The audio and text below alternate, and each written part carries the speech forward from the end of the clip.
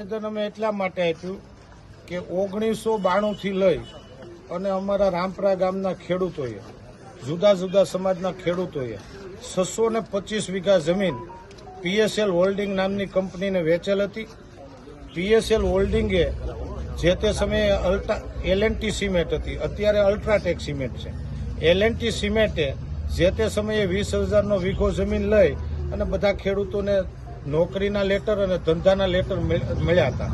L&T સિમેન્ટમાં બધા ખેડૂતોને ખૂબ લાભ થયો હતો।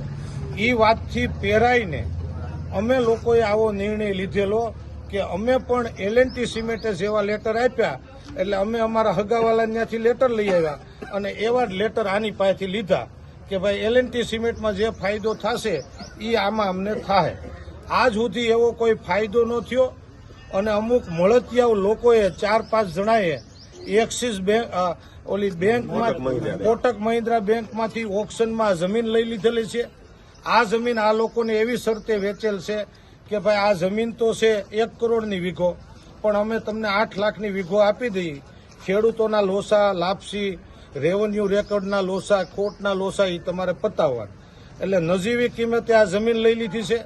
અમને અમુક આગેવાનો થ્રુ 1,01,000 રૂપિયા વીઘે આપવાની વાત કરી, પણ બધા ખેડૂતોએ સાથે બેસીને એવો નિર્ણય કર્યો કે એટલા વર્ષોથી આની વાટે ને વાટે અમે બેઠા હોય તો અમને વળતર જે તારીખથી લેટર આપ્યું હોય એ તારીખથી આજ સુધીનું જે ન્યાયિક રીતે જે અમારો હક થતો એ આપે।